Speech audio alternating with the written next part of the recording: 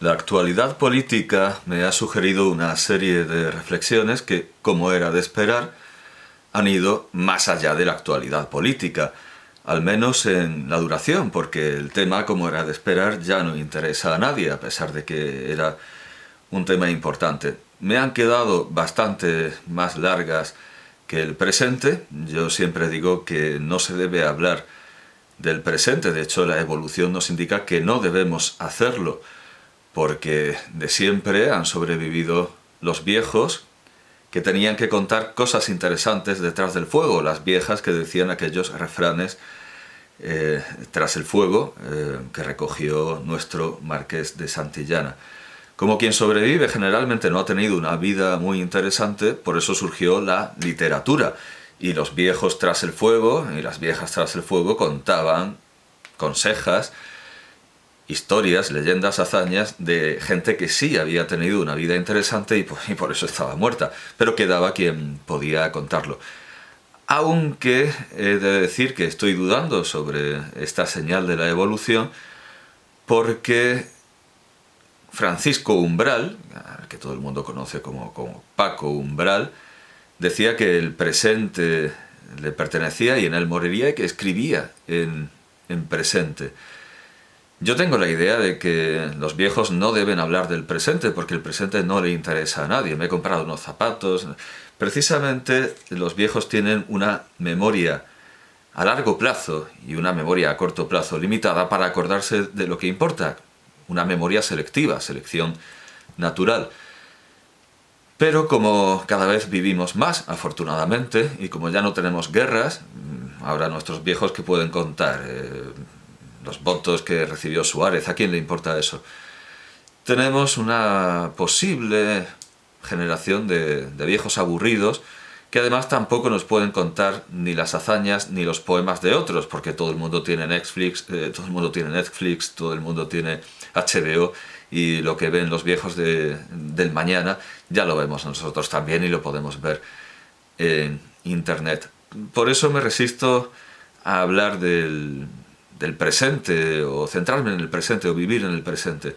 Pero es cierto que esta cita, que ahora mismo no encuentro, pero puedo buscar Umbral, presente, supongo que la cita estará... No, bueno, claro, me sale evidentemente Umbral como el umbral de la percepción. Sí, es fácil encontrar esa cita. El presente es todo mío y moriré en presente. Francisco Umbral quería vivir y morir en presente. Para mí el presente no es tan importante. En todo caso, me ha quedado, como digo, una reflexión muy larga, tan larga que casi considero que precisa o le convendría un poco de acompañamiento musical, unos minutos musicales.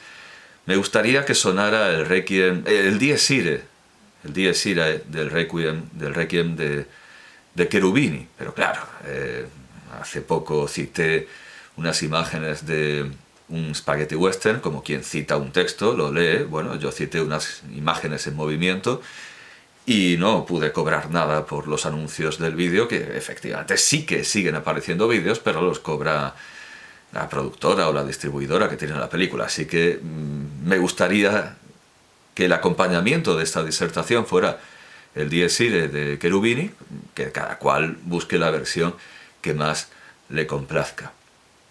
Dicho esto, daré rienda a mi observación, mi meditación, sí, más que disertación, llamémoslo meditación, porque no es algo cerrado ni un problema resuelto, sino algo que expongo al buen criterio, al juicio y a la reflexión de quien me quiera escuchar. Sabine Dulin, tomando prestado el nombre de la famosa película que los rusos ven cada año nuevo, expone en La ironía del destino, esta es la película Ironía del destino, y ella ha titulado, bueno, ella se llama Sabine, pero claro, es como es quien se llama Vivian y en realidad es Viviano. Creo que es una estudiosa, sí, bueno, expone, omitamos el pronombre porque en español no es necesario, expone en La ironía del destino, una historia de los rusos y de su imperio, 1853-1991, que tanto el imperio zarista como el soviético consiguieron los resultados diametralmente opuestos a los que se propusieron. Los zares quisieron modernizar Rusia como un Estado-nación y solo lograron la disgregación nacionalista, la guerra y la revolución. Los bolcheviques quisieron abolir la nación y el Estado y lograr la paz. Y crearon un superestado burocrático de tal envergadura que dio para crear nuevos estados nacionalistas y combatientes. Pero esto es lo que ocurre con todos los imperios. Una vez que, según la admonición de Virgilio, se ha perdonado a los sometidos y debelado a los soberbios, los sometidos se dan cuenta de que son muchos más que quienes los sometieron y asumen a su vez la orden de debelar a los soberbios que los han sometido. Toda agregación lleva en sí el germen de la disgregación. Cuanto mejores son las intenciones, más palpable es la ironía de sus resultados. Se dice, desde luego, que de buenas intenciones está empedrada la senda del infierno. Se dice mucho, yo lo he encontrado, por lo menos, y como muy temprano, en Valle Inclán. No sé si es muy anterior o es una expresión moderna, o incluso que hayamos tomado de otra lengua, pero es una verdad como un templo. De buenas intenciones está empedrada la senda del infierno. El cristianismo empieza con la orden del Evangelio según San Mateo, que en la versión de Cantera e Iglesias dice así: Todas sus obras las hacen para ser vistos por los hombres. Se hacen bien anchas las filacterias y bien largas las orlas del manto. Quieren el primer puesto en los banquetes y los primeros asientos en las sinagogas, que se les salude en las plazas y que la gente les llame rabí. Vosotros, en cambio, no os dejéis llamar rabí, porque uno solo es vuestro maestro, y vosotros sois todos hermanos. Ni llaméis a nadie Padre vuestro en la tierra, porque uno solo es vuestro Padre, el del cielo. Ni tampoco os dejéis llamar directores, porque uno solo es vuestro director, el Cristo, traducen Cantera e Iglesias. Uno solo es vuestro director, el Cristo. Y como es sabido, todo esto acaba en mitras, ínfulas, flabelos, sillas gestatorias, capas pluviales y magnas, padres de la Iglesia, santos padres, padres seráficos, doctores sutiles, doctores angélicos, directores espirituales, confesores de la reina, púrpura, procesiones, cismas, excomuniones, exhumaciones, hogueras inquisitoriales y canibalismo en las cruzadas. Muy bien, podemos escuchar la voz del enemigo de labios de su adorador, Richard Ramírez, de quien nos ocuparemos hoy, cuando dijo: El mal ha existido siempre. El mundo perfecto que la mayoría de los hombres buscan nunca llegará. Y este va a empeorar. Todo parece demostrarnos que el principio antrópico es una teoría y el principio entrópico una realidad.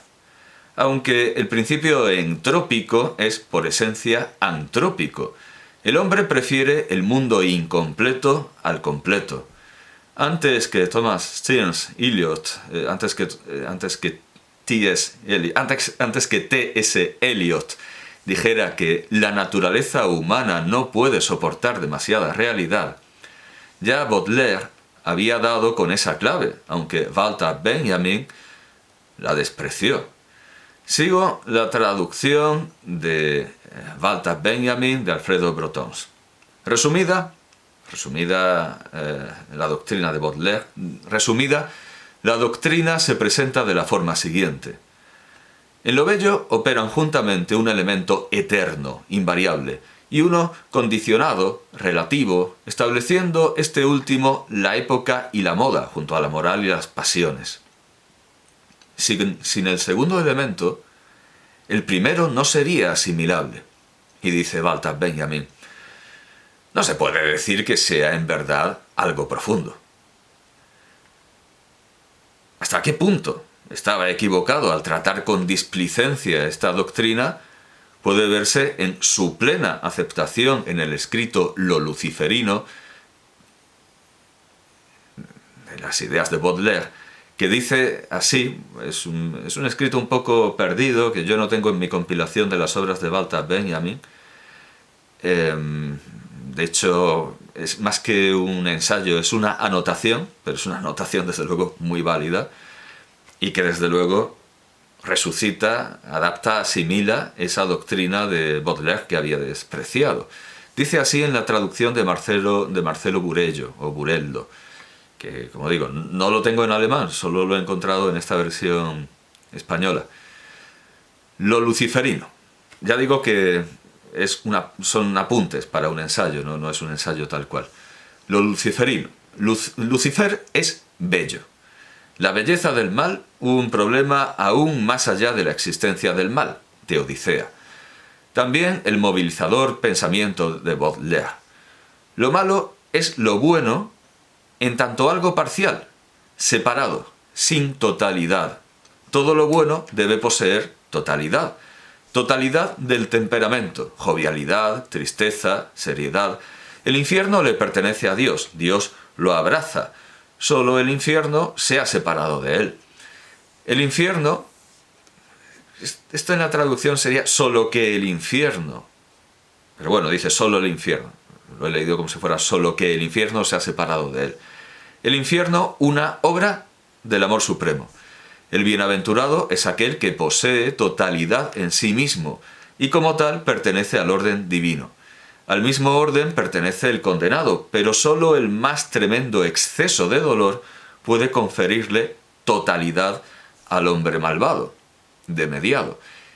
Esto quizá, lo interrumpo, debería ponerse en relación con la Edad de Oro, el final de la Edad de Oro, donde salen los protagonistas de las 120 días jornadas, de las 120 jornadas de Sodoma. Es que hay quien traduce los 120 días, pero entonces Sade hubiera escrito jour, hay que traducir jornada, las 120 jornadas de Sodoma. Especialmente vemos que sale el duque de Blangy, que aparece como Jesucristo. ¿Por qué? Porque se ha pasado tanto en el mal que le ha dado la vuelta al cuenta kilómetros y se ha convertido en Jesucristo. Yo lo interpreto así. Y esto se puede relacionar con lo que aquí dice Walter Benjamin. Solo el más tremendo exceso de dolor puede conferirle totalidad al hombre malvado, de mediado. Explicación de lo luciferino. Visto desde la religión, lo esencialmente bello es el mal. Lo bello expresa, respecto del mal, que lo que le falta es una totalidad suprema. Esto también se debe poner en relación con lo que decía Platón, de que es más divino el amante que el amado, porque en el amante habita el Dios. En la Edad Media, dejamos este texto de Benjamin ya, en la Edad Media se dio una naturaleza monstruosa y mixta a los demonios, que vemos en las ilustraciones de Louis Le Breton para el diccionario infernal de Jacques Collin de Plancy. Pero el hecho es que mucho más mixtas y con muchos más ojos y alas son las figuras de la jerarquía celestial y los cuatro vivientes ante el trono de Dios. La imagen del ser humano completo, tal como se pinta en el Simposio de Platón, como una esfera con 4 brazos y 4 piernas, nos resulta monstruosa. Y Dios es la esfera completa y perfecta. Lo recuerda Borges en la esfera de Pascal. Dice Borges: en aquel siglo desanimado, el espacio absoluto que inspiró los hexámetros de Lucrecio, el espacio absoluto que había sido una liberación para Bruno, fue un laberinto y un abismo para Pascal. Este aborrecía el universo y hubiera querido adorar a Dios, pero Dios para él era menos real que el aborrecido universo. Deploró que no hablara el firmamento, comparó nuestra vida con la de náufragos en una isla desierta, sintió el peso incesante del mundo físico, sintió vértigo, miedo y soledad, y los puso en otras palabras. La naturaleza es una esfera infinita, cuyo centro está en todas partes y la circunferencia en ninguna. Así publica Brunswick el texto, pero la edición crítica de Tourneur, París 1941, que reproduce las tachaduras y vacilaciones del manuscrito, revela que Pascal empezó a escribir effroyable, o en aquel tiempo supongo que diría effroyable. Una esfera espantosa, cuyo centro está en todas partes y la circunferencia en ninguna. Así, dejando ahora a Borges, es normal, pero no dejando a Pascal, que el hombre no solo vea a Satán bello, sino necesario.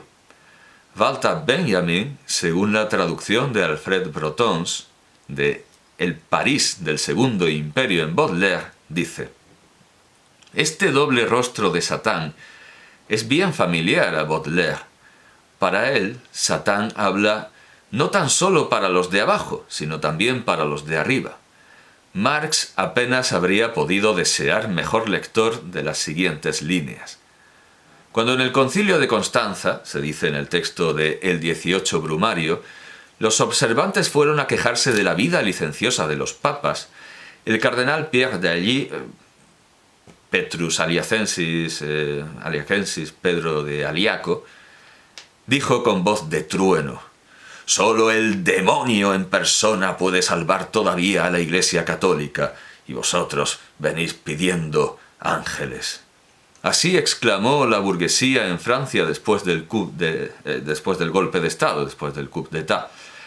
Tan solo el jefe de la sociedad 10 de diciembre puede aún salvar a la sociedad burguesa. Tan solo el robo puede aún salvar a la propiedad, el perjurio a la religión, la bastardía a la familia y el desorden al orden.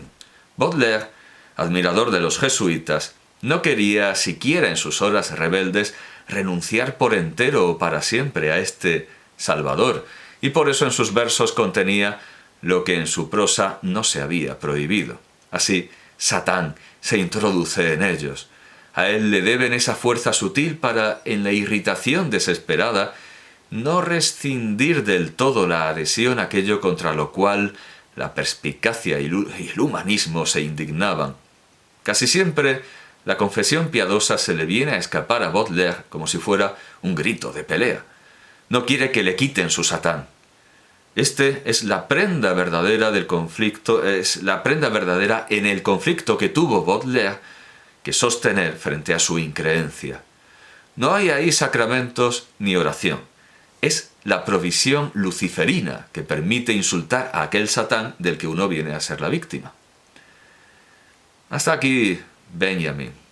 Así que, por un lado, el hombre ve necesario el poder de la revolución y de la subversión. Por el otro, también necesita a alguien a quien echarle la culpa cuando no se obtengan resultados. Los resultados que uno espera. El marxismo, unido a San Justino y al cristianismo por el cordón umbilical del opúsculo sobre la cuestión judía de Marx, se afirma en la praxis transformadora. Pero cuando ese Satanás de la Oda de Carducci, que al final era el tren, como decía el cardenal Biffi, promete prosperidad y causa hambrunas, asegura libertad y trae gulag, sueña con vergeles y seca el mar de Aral, es preciso echar las culpas al Lucifer capitalista, del mismo modo que cuando los comunistas de nuestro gobierno regalan misiles antifascistas y democráticos que acaban invadiendo Polonia, sancionan leyes feministas que excarcelan violadores, hacen progresista al Código Penal llenándolo de privilegios y exenciones, y derrochan para enseñar a ahorrar, es necesario echar las culpas a una legión de demonios machistas. Pero uno de estos demonios, Richard Ramírez, el acosador de la noche, respondió a ese estado bien intencionado al que no le salen bien las cosas estas palabras: los asesinos en serie hacen a pequeña escala lo que los gobiernos hacen a gran escala. son producto de nuestros tiempos, y estos son tiempos sedientos de sangre. El diablo estaba aquí citando a San Agustín, quien es muy propio del diablo citar a los santos padres, quien sin embargo pensaba que nuestros tiempos, estos tiempos de los que habla Richard Ramírez y que son en realidad los mismos que los de San Agustín, porque vivimos en la misma civilización en realidad. Esos tiempos, según San Agustín, habrían de estar menos sedientos de sangre que los de las eras precedentes, gracias al cristianismo. Decía San Agustín que gracias al cristianismo ya no había tiranos ni caníbales. Cosa que veremos que no es del todo cierta. En la ciudad de Dios, según la traducción de Santos Santa Marta y Miguel Fuertes Lanero, de la Orden de San Agustín, el obispo de Hipona dice: si de los gobiernos quitamos la justicia, ¿en qué se convierten? Sino en bandas de ladrones a gran escala. ¿Y estas bandas qué son? Sino reinos en pequeño. Son un grupo de hombres, se rigen por un jefe, se comprometen en pacto mutuo, reparten el botín según la ley por ellos aceptada. Supongamos que a esta cuadrilla se le van sumando nuevos grupos de bandidos y llega a crecer hasta ocupar posiciones, establecer cuarteles, tomar ciudades y someter pueblos. Abiertamente se autodenomina reino, título que a todas luces le confiere no la ambición depuesta, sino la impunidad lograda. Con toda finura y profundidad le respondió al célebre Alejandro Magno, un pirata caído prisionero. El rey en persona le preguntó: ¿qué te parece tener el mar sometido al pillaje? Lo mismo que a ti, respondió, el tener el mundo entero, solo que a mí, como trabajo con una ruin galera, me llaman bandido, y a ti, por hacerlo con toda una flota, te llaman emperador. Richard Ramírez practicó el mal en todas sus formas. Y ahora me doy cuenta de que estoy leyendo una versión con menos notas. Pero tiene fácil arreglo. He vuelto al texto comentado. Lo digo porque seguramente he añadido y descubierto más formas en las que practicó el mal Richard Ramírez. Secuestraba a niños y los abandonaba a cientos de kilómetros. Violaba y asesinaba a niñas. Ataba a niños para que lo vieran violar y apalear a sus madres. Acuchillaba, decapitaba, sacaba ojos, violaba y asesinaba a ancianas y obligaba a sus aterrorizadas víctimas a profesar adoración a Satanás. Es cierto que se dejó algunas cosas. Su personaje no puede presentarse como hace Sade con el héroe de las 120 jornadas de Sodoma y héroe también de la edad de oro de Buñuel, el duque de Broglie, diciendo que nació falso, duro, autoritario, bárbaro, egoísta, igualmente pródigo para sus placeres y avaro cuando se trataba de ser útil, mentiroso, glotón, beodo, poltrón, sodomita, incestuoso, asesino, incendiario, ladrón. Ramírez era glotón y se alimentaba casi exclusivamente de caramelos, que pudrieron sus dientes y le dieron un aliento fétido que lo hizo reconocible para sus víctimas supervivientes. Pero no me consta que fuera incestuoso ni incendiario, ni sodomita con el sexo masculino. Esto no quiere decir que no exista nadie que pueda reunir todas estas cualidades, porque más allá de la leyenda negra fulminada contra Nerón, de quien sí se decían todas estas cosas, no, pero con falsedad o con no demasiado rigor histórico, no nos costará hallar en causas célebres mejor examinadas todos los cargos expuestos por Sade y aún más. Sí nos consta que Richard Ramírez violaba niñas y también que eso suele callarse, porque dificulta la idealización mercadotécnica del personaje. Un asesino en serie es un producto comercial, una mercancía. En inglés, a la materia prima se la llama commodity, comodidad. Y esto es lo que se busca del comercio, la sensación de comodidad, aunque las vías comerciales y las materias primas, oro, hierro, opio, petróleo, fosfatos, gas, coltán e incluso guano, hayan engendrado más guerras que el amor, excusa para el sitio de Troya, y la fe. Por el estiércol de los pájaros no es que se haya llegado a pagar 5 siclos de plata como en el segundo libro de los Reyes, sino que se han asesinado los pueblos entre sí, como en la Guerra del Pacífico de 1879 a 1884 entre Chile, Bolivia y Perú. En muchos cuentos, en los que se fija Freud para proponer un origen anal de la avaricia, el oro que da el diablo se convierte en estiércol. En aquella guerra, el estiércol que creían oro siguió siendo estiércol cuando los laboratorios alemanes crearon los fertilizantes artificiales, incluido el del judío y patriota prusiano Fritz Haber, que trabajó para la vida, mejorando con químicos las cosechas, y para la muerte, empeorando la guerra con armas químicas, sin saber que de su trabajo para la vida, por el que le dieron el premio Nobel, por mejorar las cosechas con fertilizantes, pero esto es otro invento que tenía que ver con las cosechas, no es estrictamente por lo que dieron el premio Nobel, pero por su actividad en la agricultura, de su actividad para la agricultura, salió el gas de las cámaras nazis, derivado de uno de sus insecticidas, para el bien de las cosechas, para el progreso de la agricultura.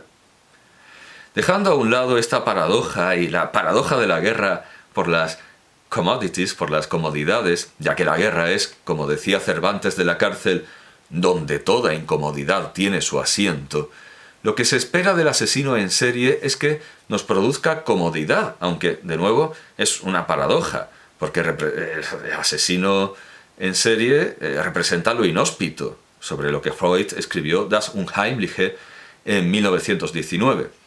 En primer lugar, nos produce comodidad por sentirnos mejores que él, cosa que no debería ser muy difícil.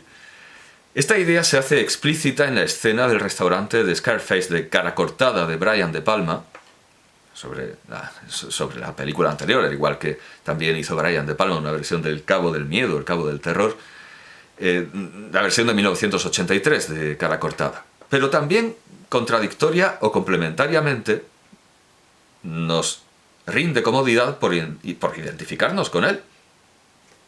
Tanto en la satisfacción de nuestros deseos sádicos como en la satisfacción de nuestros deseos de venganza. Nos divierte ver venganzas, especialmente si son metódicas y repetitivas, aunque sean venganzas por motivos disparatados como las de Teatro de Sangre de Douglas Hickox, de 1973, que une nuestro gusto truculento con el de los ingleses del periodo isabelino. De hecho, la película también pertenece a un periodo isabelino. Al igual que Suehiro Maruo y Kazuichi Hanawa unieron la truculencia del final de la era Showa, es decir, de la paz ilustrada, nombre con el que Hirohito quiso abominar de la Primera Guerra Mundial antes de lanzarse a la violación de Nankín y a las atrocidades de la Segunda Guerra Mundial, con la truculencia del final de la era Edo, imitando los 28 crímenes famosos en verso de Tsukioka Yoshitoshi y Utagawa Yoshiku, llamado Ochiai Yoshiku, en una nueva versión donde abundaba la imaginería prusiana, tan importante para el Japón contemporáneo. No faltan allí, en estos nuevos 28 crímenes famosos, que más bien son 28 criminales famosos, no faltan allí Peter Kürten, Fritz Haarmann, Adolf Hitler, ni Caperucita Roja en la versión de los Grimm. A veces la venganza se disfraza de moralismo, como en 7 de David Fincher, de 1995, o en la deriva que tomó la saga Saw de James Wan, y la serie Mil maneras de morir de Tom Beers. Otras veces